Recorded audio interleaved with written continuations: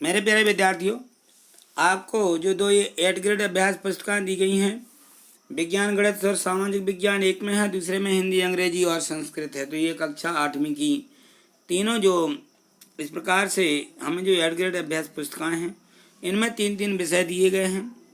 आज हम देखेंगे इसकी जो सामाजिक विज्ञान है, सामाजिक विज्ञान है में जो प्रश्न दिए गए हैं इन अध्यायों को, और क्योंकि यह सामाजिक विज्ञान जो है ये हमारी मिस का मेरिट परीक्षा में भी पूछी जाना है, इसलिए हमें इसकी तैयारी अच्छे से रखना है। तो देखिए, आपने यदि मान लीजिए अभी तक आगे के जो और पार्ट पिछले दिए गए थे शुरुआत से वो नहीं किए हैं, तो वो मेरी प्ले लिस्ट पर जा कर के आप कर सकते हो। यहाँ अध्याय 9 दिया गया है, अध्याय 19 है। तो ये जो अध्याय 19 दिया गया है इसमें है राष्ट्रीय आंदोलन एवं स्वतंत्रता प्राप्ति। तो एक बार प्ले लिस्ट पर जाकर के सभी वीडियो सभी विषयों की देख सकते हैं। देखिए, मैं बता रहा हूँ, प्ले लिस्ट को इस प्रकार से आपको खोल लेना है। देखिए, तो यहाँ देखिए, जैसे ये मेरी वीडियो आप देख रहे हैं, ये कोई भी वीडियो इस प्रकार से, तो इस वीडियो के नीचे यहाँ देखिए, जहाँ मैं गोला बना रहा हूँ, यहाँ देखिए ये लिखा रहता है गणित वाले सर। इसको आप क्लिक कर दीजिए। देखिए, मैं क्लिक करके बता रहा हूँ, मैंने ये क्लिक कर दिया। तो हम जैसे क्लिक करते हैं तो क्लिक करने पर यहाँ ऊपर देखिए ये लिखा रहता है वीडियोज़। ठीक है, अब आप वीडियोज़ को क्लिक करके हमारी सारी वीडियो भी देख सकते हैं, या जो ये प्ले लिस्ट है, ये प्ले लिस्ट है, इस प्ले लिस्ट पर जाकर के अलग अलग विषयों की अलग अलग कक्षाओं की वीडियो देख सकते हैं। देखिए, मैं प्ले लिस्ट को क्लिक करके बता रहा हूँ। देखिए, ये मैंने प्ले लिस्ट क्लिक की, तो अब देखो यहाँ पे अलग अलग कक्षाएं जो हैं, हमें जिस कक्षा की वीडियो देखना है और जिस विषय सब्जेक्ट की देखना है उसको हम यहाँ क्लिक करके जो है उसको हम देख सकते हैं। तो देखिए, आप सामाजिक विज्ञान पढ़ रहे हैं, यहाँ देखिए कक्षा 8वीं की ये सामाजिक विज्ञान दी गई हैं, यहाँ क्लिक कर ले। यदि हमने क्लिक किया तो इसमें सामाजिक विज्ञान हिंदी गणित 8वीं की आपको सभी वीडियो, ज़्यादातर आपको ये सामाजिक विज्ञान की देखी है मिल जाएंगी, ये सभी इस पर डली हुई हैं।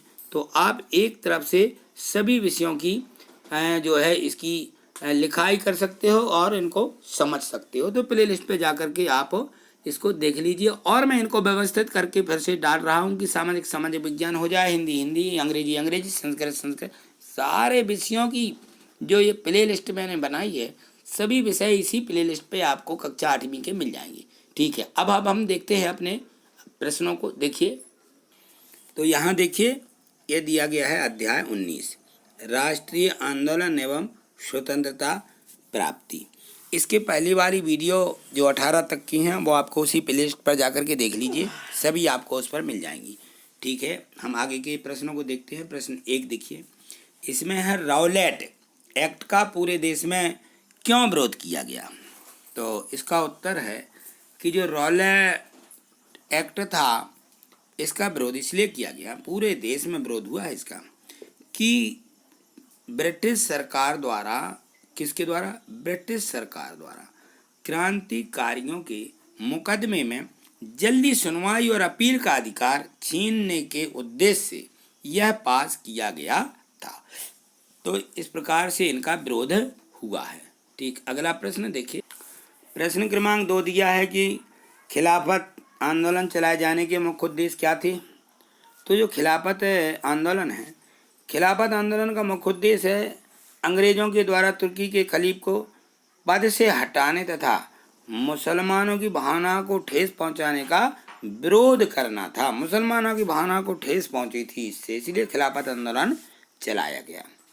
अगला प्रश्न देखिए, प्रश्न क्रमांक 3 है कि जलियांवाला बाग जो है उसके हत्याकांड की घटना का संक्षेप में वर्णन कीजिए। लिखा तो संक्षेप में है, लेकिन ये बिल्कुल 4-6 लाइनें हैं, संक्षेप में लिखी गई हैं।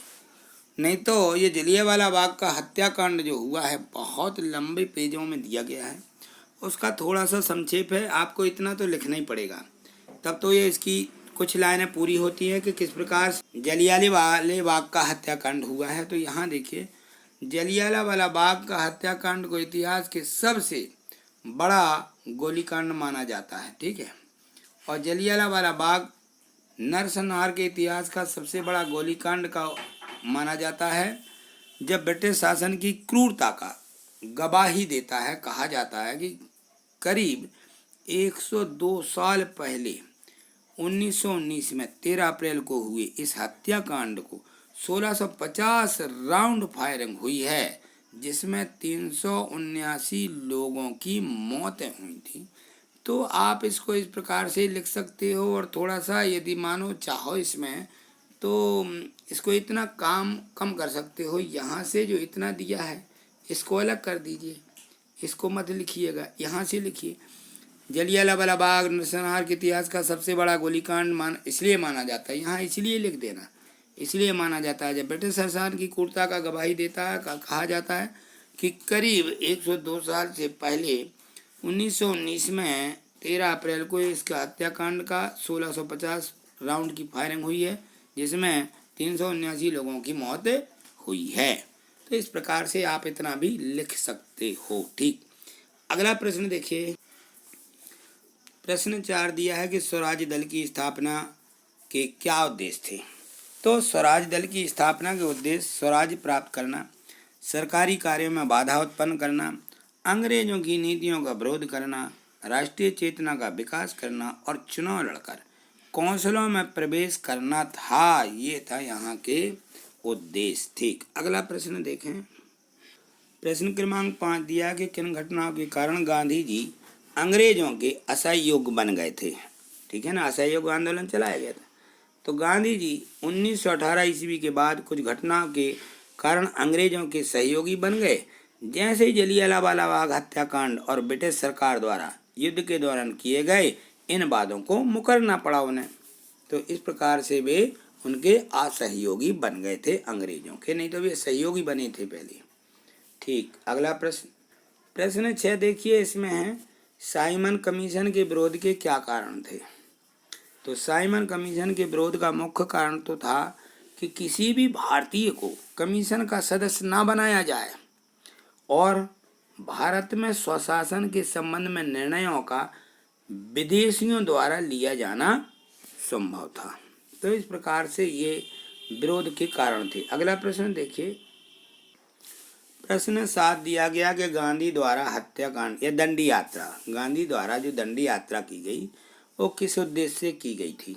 तो इन्होंने जो दांडी यात्रा की है, दांडी यात्रा का मुख्य उद्देश्य था कि अंग्रेजों द्वारा लागू किए गए नमक कानून के विरुद्ध में सभी नए कानूनों को भंग करना था, और दरअसल अंग्रेजी शासन में भारतीयों को नमक बनाने का अधिकार नहीं था। ये सबसे बड़ी गलती थी अंग्रेजों की, कि भारतीयों को नमक नहीं बनाने देते थे।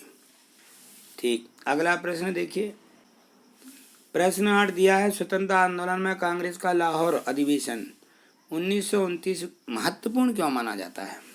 क्योंकि लाहौर अधिवेशन में भारत के पूर्ण क्षमता का प्रस्ताव पारित किया गया था, इसलिए इसको जो है महत्वपूर्ण माना जाता है। अगला प्रश्न देखिए। प्रश्न 9 दिया है कि मुसलमान लीग का लाहौर अधिवेशन 1940 का मुख्य प्रस्ताव क्या था। तो मुस्लिम लीग का जो प्रस्ताव था कि भौगोलिक स्थिति से एक दूसरे से लगे हुए जो प्रदेश हैं आवश्यक परिवर्तनों के साथ इस प्रकार गठित किए गए या किए जाएं ताकि जो यहाँ के मुसलमान समुदाय था वह बहुसंख्यक हो जाए। इस प्रकार से उन्होंने यहाँ मुख्य प्रस्ताव रखे थे। ठीक, अगला प्रश्न। प्रश्न 10 है कि भारत छोड़ो आंदोलन की प्रमुख घटनाओं का वर्णन कीजिए। तो इसकी जो घटना हुई हैं उन सभी का हमें वर्णन करना है अपनी कॉपी में। इसको यदि जगह भी नहीं है तो थोड़े छोटे अक्षरों में लिख करके इस पूरी को लिखना है।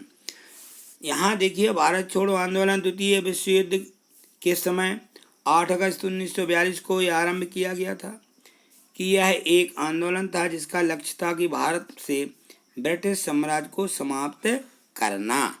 यह आंदोलन महात्मा गांधी द्वारा अखिल भारतीय समिति के मुंबई अधिवेशन में शुरू किया गया था। इसमें अंग्रेजों द्वारा जो भारतीयों के प्रति दुर्व्यवहार का था उसका विरोध सरकार के विरोधी हड़ताल ने प्रदर्शन तथा सार्वजनिक सभाएं करके अंग्रेजों को भारत छोड़ने के लिए विवश किया जाए, ऐसा इन्होंने इस आंदोलन में किया था। ये था असहयोग आंदोलन। तो ये मुख्य आंदोलन था भारत छोड़ो आंदोलन। ये हमें पूरा इसका लिखना है, ठीक है, इसका विवरण। तो इस प्रकार से 1 से 10 तक के जो प्रश्न थे सभी प्रश्नों को हमने समझ लिया है।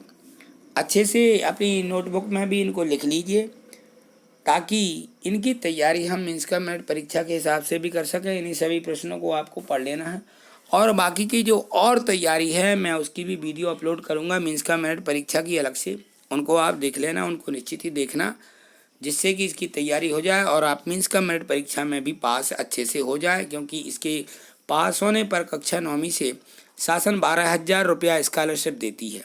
ठीक, थैंक यू, धन्यवाद।